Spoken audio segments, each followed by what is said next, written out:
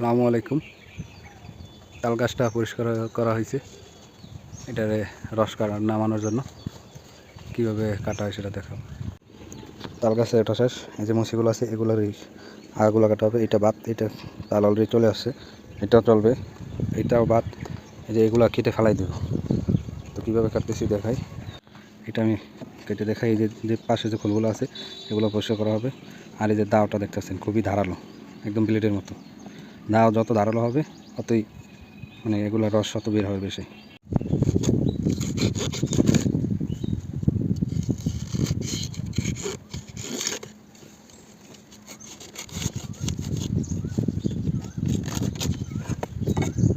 রস বের হলে তখন দিনে সর্বনিম্ন আপনার 2 বার কাটতে হবে।